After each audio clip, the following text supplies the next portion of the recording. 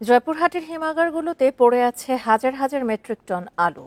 বাজারেও ভালো দাম না পাওয়ায় বিপাকে পড়েছেন কৃষক, ব্যবসায়ী ও হিমাগার মালিকরা। দাম ওঠার কোনো সম্ভাবনাও না থাকায় হতাশ তারা। এই অবস্থায় লোকসানের বোঝা বয়ে বেড়াতে হচ্ছে তাদের। বান্ডেল থাকলে প্রতি সেনমানিতে টাকা বাঁচবে। বিকাশ সেনমানি বান্ডেল কিনে জিতুন প্রতি লেনদেনে। জয়পুরহাটের 21টি হিমাগারে সংরক্ষিত আলুর বেশিরভাগই পড়ে আছে অবিকৃত। এতে মৌসুমের শুরু থেকে বিপাকে আছেন ব্যবসায়ী, কৃষক এবং হিমাগার মালিকরা।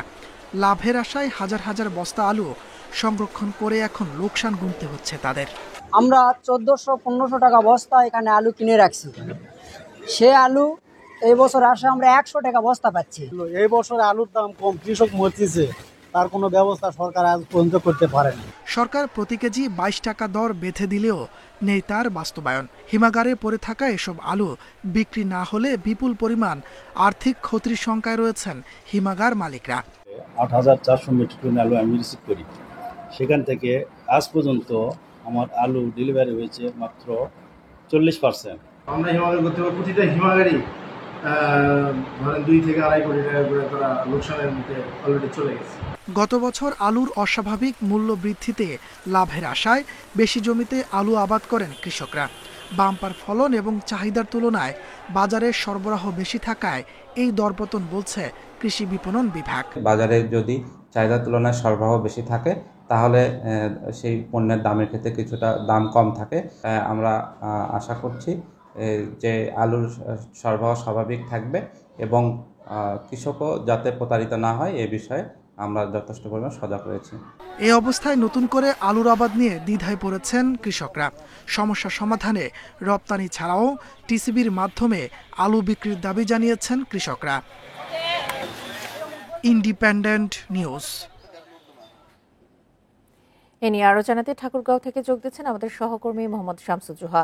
শামসুজ্জোহা, আলুর দাম না ওঠার কারণে কৃষক, ব্যবসায়ী এবং হিমাগার মালিকরা কি বলছেন? আসলে আমরা প্রতিবেদনটি যেমন দেখছিলাম তার থেকেও ভয়াবহ অবস্থা ঠাকুরগাঁয়ে গত মৌসুমে প্রায় 34,000 হেক্টর জমিতে আলুর চাষ হয়েছিল। এই কারণে জেলার 19টি হিমাগার প্রায় ভর্তি হয়েছিল আলুর দিয়ে। এখন বর্তমানেও কিন্তু প্রায় 1 লক্ষ মেট্রিক টন আলু জেলার 19টি হিমাগারে মজুত রয়েছে। এ কারণে যারা হিমাগারে সংরক্ষণ করেছিলেন তারা কিন্তু অনেক দ্বিধাদ্বন্দ্বের মধ্যে রয়েছেন। বর্তমানে এক বস্তা আলু বিক্রি করে 100 থেকে 150 টাকা পাওয়া যাচ্ছে। এ কারণে তাদের মূলধন কিন্তু একবারই হারিয়ে গেছে। এখানে যদিও কৃষক এবং ব্যবসায়ী যারা ছিলেন, এখানে কিন্তু এবছর মূলত নতুন ব্যবসায়ীরা এবার আলু সংরক্ষণ করেছেন। যারা পুরাতন ব্যবসায়ী তারা কিন্তু বেশিরভাগ পুরাতন ব্যবসায়ীরা কিন্তু এবার আলু সংরক্ষণ করেনি। এবার কিন্তু নতুন ব্যবসায়ী এবং কৃষকরাই সংগ্রহ করেছিলেন আলু হিমাগারে।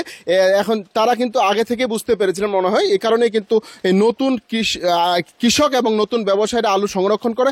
এই কারণে কিন্তু এখন পর্যন্ত আলু রয়েছে তা আলু নিয়ে কিন্তু দ্বিধাদ্বন্দ্বের মধ্যেই রয়েছে চাষি এবং ব্যবসায়ী। তবে হিমাগার মালিকরা কিছুটা হলেও স্বস্তিতে রয়েছে, কারণ এক বস্তা আলু যদিও কেজি প্রতি 9 থেকে 9.5 টাকা বিক্রি হচ্ছে, হিমাগার ভাড়া যেহেতু 7 থেকে 8 টাকার মধ্যে, এই কারণে হিমাগার মালিকরা কিন্তু আলু বিক্রি করেও সেই টাকা পাবেন। এবং এছাড়াও গত বছর কিন্তু হিমাগার ভাড়া ছিল 300 টাকা, সেটি এবছর বাড়িয়ে করা হয়েছে 400 টাকা। এ কারণে কিন্তু হিমাগার মালিকরা কিন্তু তেমন লোকসানের মধ্যে না পড়ার শঙ্কা রয়েছে। এখানে মূলত চাষি এবং ব্যবসায়ীরা দ্বিধাদ্বন্দ্বের মধ্যেই রয়েছেন। বর্তমানে কিন্তু আমরা যেটি দেখছি যে ঠাকুরগাঁও থেকে আলু কিন্তু নেপালে রপ্তানি হচ্ছে, কিন্তু সেখানেও কিন্তু দামটা কিন্তু খুব একটা বেশি নয়। 9 থেকে 9.5 টাকার মধ্যে কিন্তু চাষিরা পাচ্ছেন। হিমাগার ভাড়া দিয়ে 1 থেকে 1.5 টাকা কেজি প্রতি চাষিরা ঘরে নিয়ে কিন্তু ফিরছেন। এখানে নতুন আলু কিন্তু আমাদের ঠাকুরগাঁওয়ে আসা শুরু হয়ে যাচ্ছে। কয়েকদিন মানে 15 থেকে 20 দিনের মধ্যে কিন্তু নতুন আলু বাজারজাত শুরু হয়ে যাবে। এখন নতুন আলু আসবে, আবার পুরাতন আলু কিন্তু অবিকৃত অবস্থায় রয়েছে। এখানে কিন্তু এই প্রভাবটি কিন্তু আগামী মৌসুমে পড়ে যাচ্ছে চাষিদের ক্ষেত্রে। চাষিরা কিন্তু এবছর যেমনি লোকসানে পুঁজি হারিয়েছেন, আগামী বছরও কিন্তু এই লোকসানের বোঝা তাদের টানতে হবে, এমনটাই কিন্তু এখানকার চাষিরা মনে করছেন। ঠাকুরগাঁও থেকে জানাচ্ছিলেন আমাদের সহকর্মী মোহাম্মদ শামসুজ্জোহা।